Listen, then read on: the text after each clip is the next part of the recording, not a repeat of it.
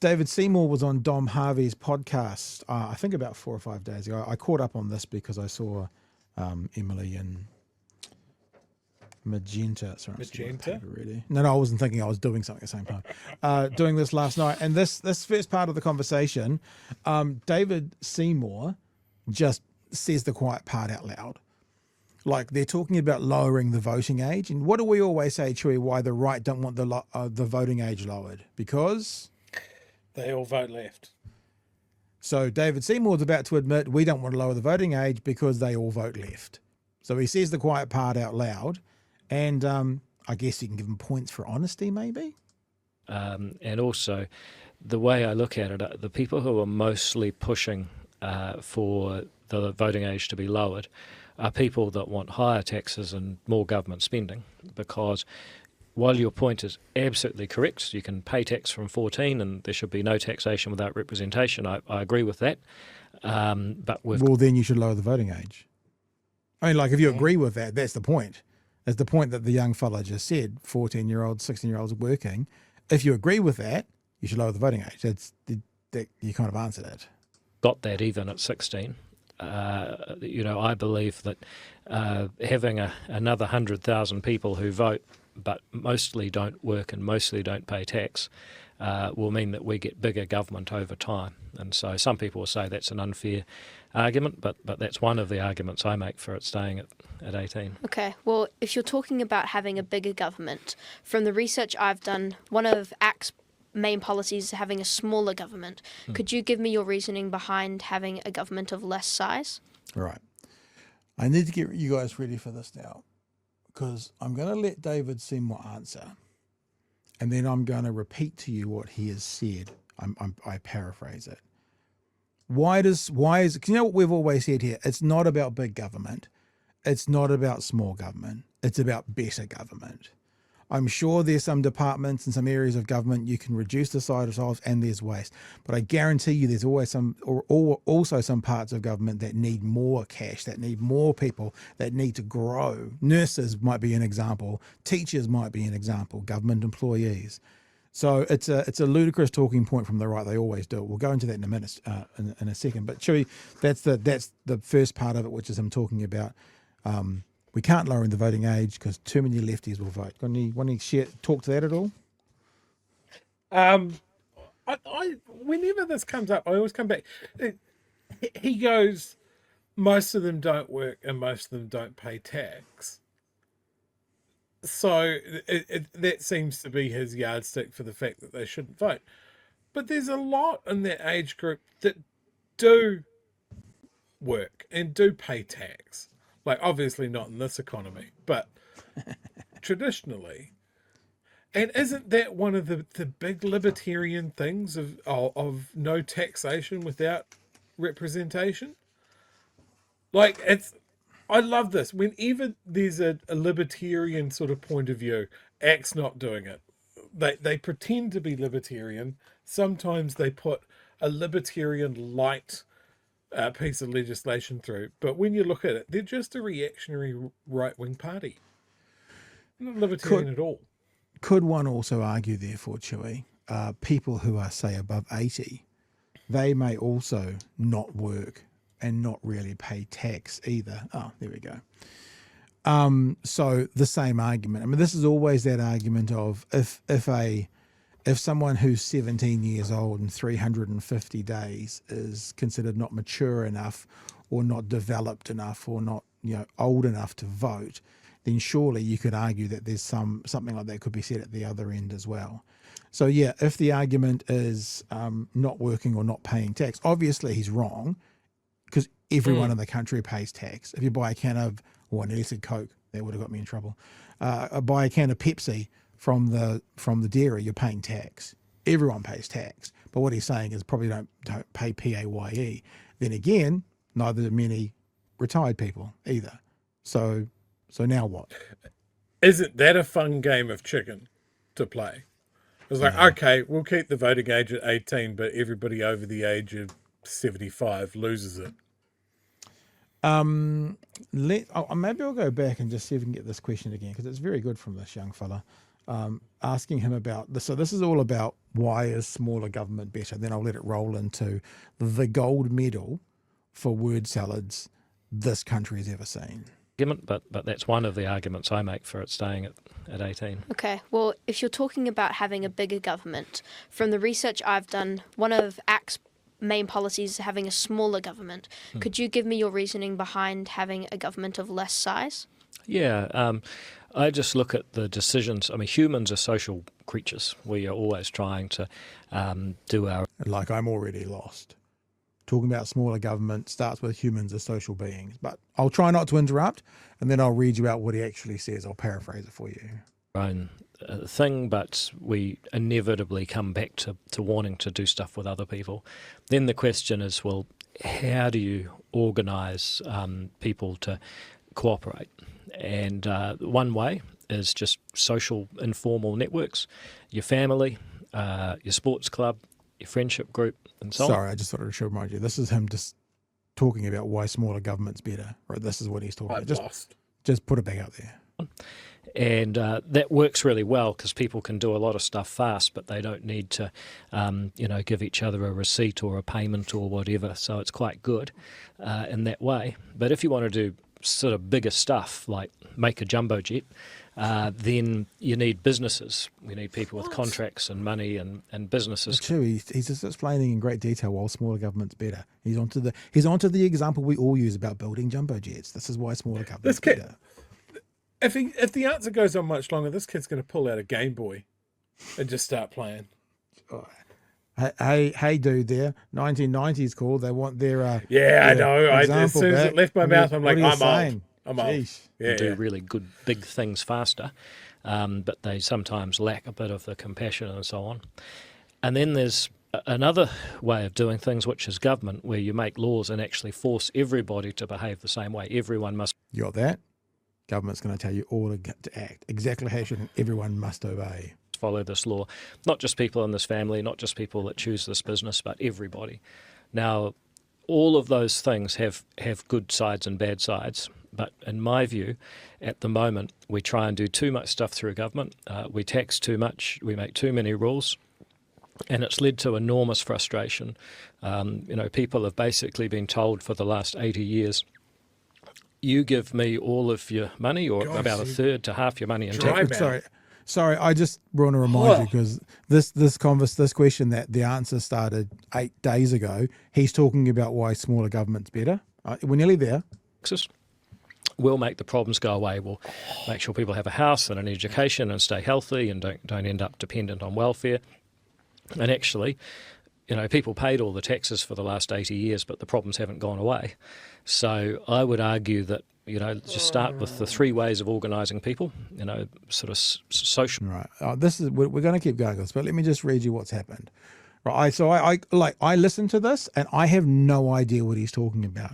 And I'm not the smartest kid in the room, but I'm not the dumbest.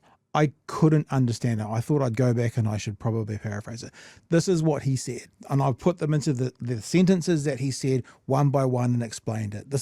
So why, David, why is smaller government better? Humans are social people.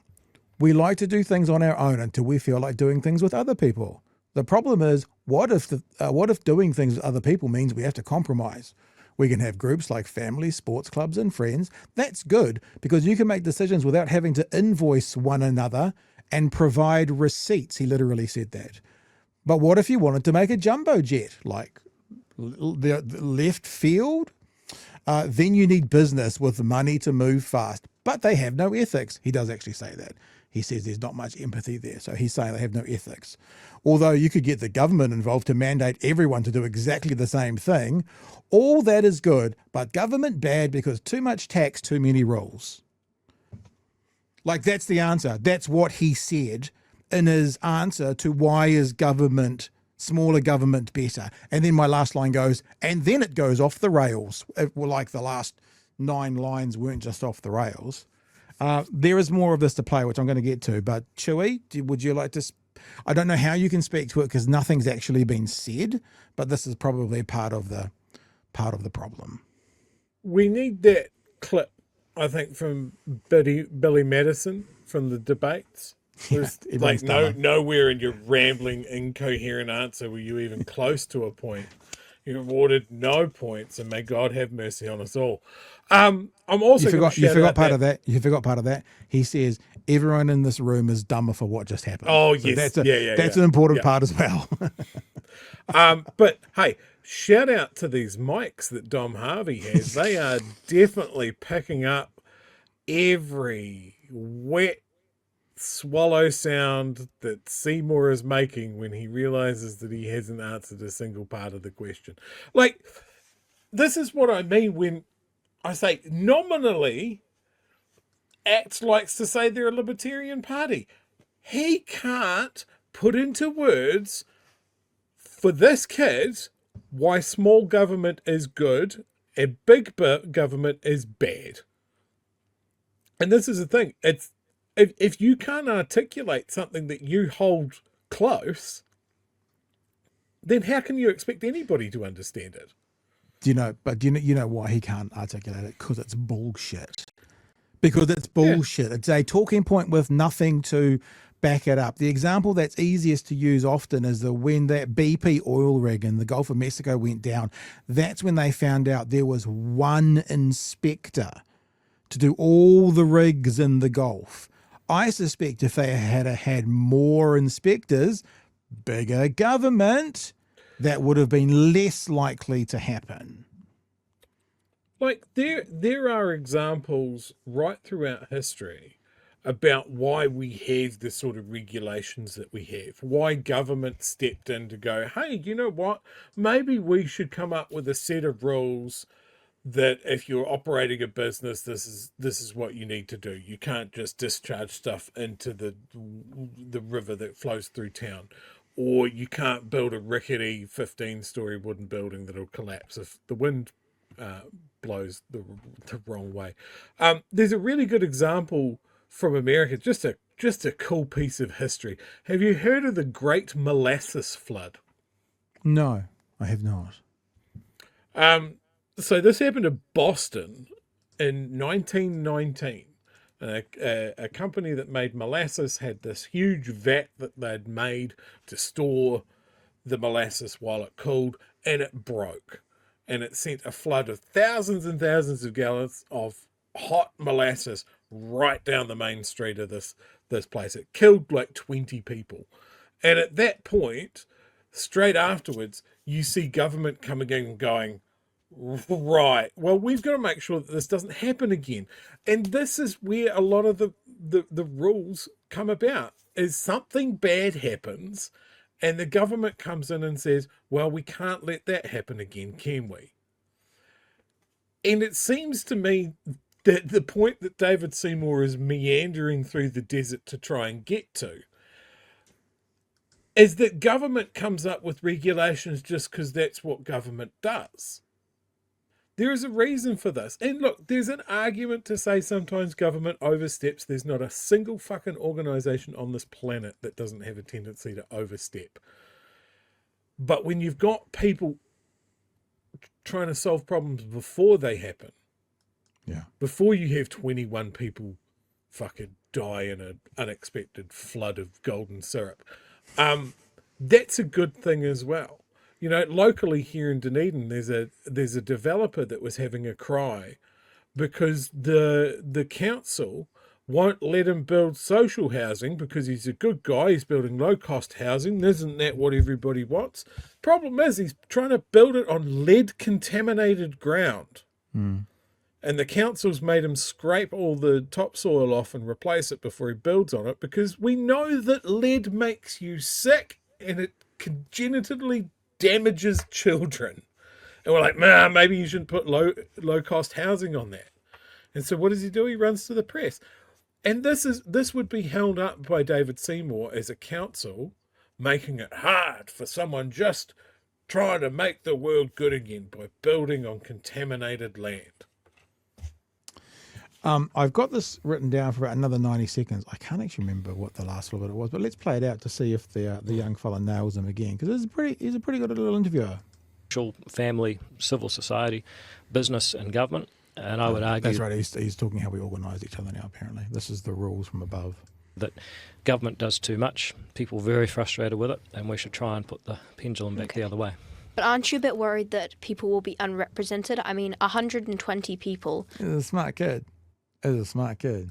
They get to sit in Parliament out of 5 million people is a small fraction as it is. But if you have a smaller government, aren't you a little concerned that some people won't get represented at all?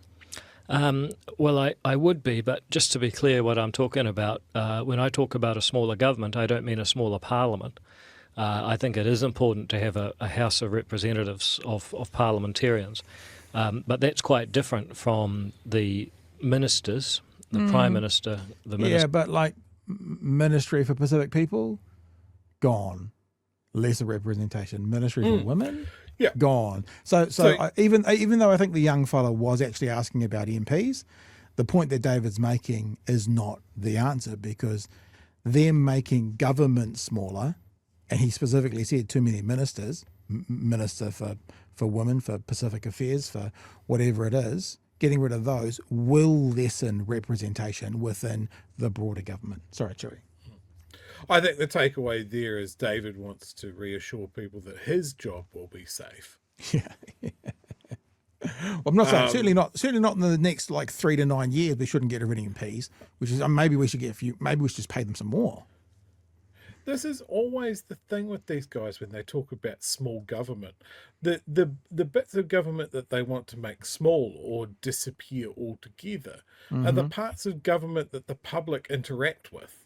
Yeah. You know, Or like the parts that oppose them. Like, for example, we couldn't have those young voters. They'll be all lefties. So the parts that oppose them, the parts that don't vote for them, Ministry for Women, David Seymour, or like you say, yeah, same thing. Yeah, and you get into a point like last week I was talking about how quick it took me to get my passport. Well, what if they decide to cut that department and suddenly everybody's waiting 3 months for a passport? Or, you know, because our parliament isn't truly representative, you get basically a majority of men deciding, as you said, whether the Ministry for Women is important or not. Yeah. You know, that sort of thing. And again, these are lessons that we have learned from the past. And a lot of the time, these are things that have actively been fought for and agitated for. Again, Ministry of Pacific, Māori Affairs, Ministry for Women, all of those things, they've all been fought for. And David Seymour wants to go, no, we'll get rid of them. His own Ministry of Regulation is a fucking government blowout. And also just remember the other thing they oppose, like I was saying, is things that they don't, that speak against them, which is exactly why you're seeing this government want to have a referendum on Māori wards, but not on rural wards. Because, they vote for us in the rural wards. They have to have representation. So this is where you can see the horse shit. This has got about 40 seconds. Let's just get to the end of it to see if there's any other pearls of wisdom from this French-Canadian goon. In the government departments. That's the government. And one way I always think about it is if you go to the US, you can walk along the National Mall. Great example. And they've got the White House, and then they've got the Congress, and then you've got all the soldiers in between at the moment. The military checkpoints. Yeah, military checkpoints and that. Did you see South Park from last week? They did a very good thing on what's happening in DC at the moment. We've got the Supreme Court, and the government and the Parliament, if you like, are separate, and so are the courts. Here, we've got one Parliament, and the government, the Prime Minister and his ministers, sit amongst the parliamentarians. So it sort of seems like it's all the same thing, but it's not. And so I'm talking about, a smaller bureaucracy. I'm talking about less government spending. I'm talking about less rules and regulations.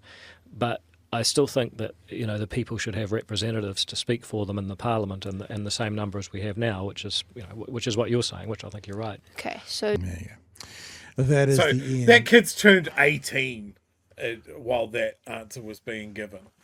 He's gone through 3 or 4 birthdays. I was just thinking, he started asking questions like this, and he finished the interview speaking like this. I just wonder if we should start working on an award show for the end of the year, because I would put that answer forward as the worst political answer of 2025.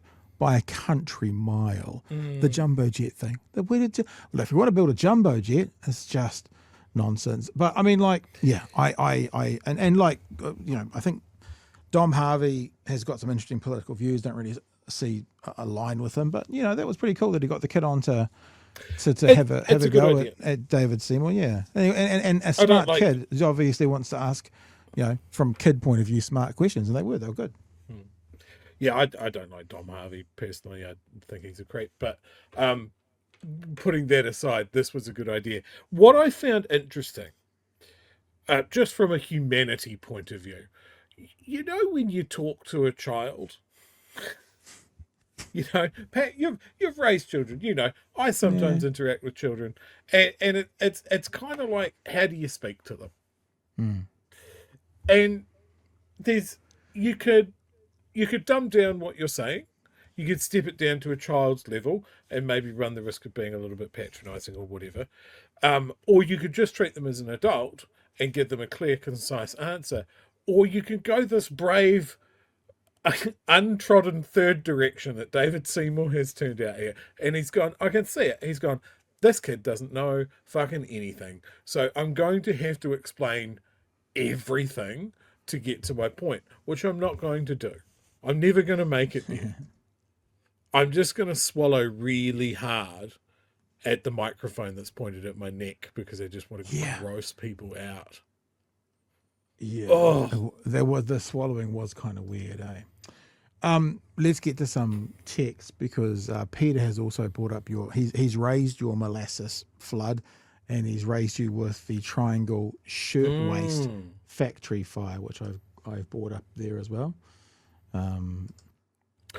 Fires, unsurprisingly, feature really highly in workplace and building safety regulations and that sort of thing. Look, we can look here. Like the leaky homes debacle came out of National's last attempt to reduce red tape and regulations around building.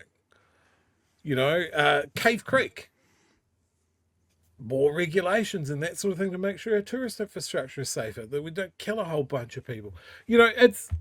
I always worry when these guys go, oh, smaller government, less red tape. It's like, okay, cool. So we have minimal protections. We have the absolute bare minimum of people running around and expecting and signing off on things. And quite rightly, we have a council that is risk adverse. I don't want my council to be risk takers. That is insane. We approved this subdivision on a waterlogged hill next to a motorway because we need more houses. And who wants to be held up with red tape? Oh, whoops. The motorway has caused the entire hillside and all the houses on it to slide down in a landslide.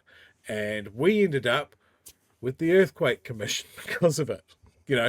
Maybe we don't need that anymore.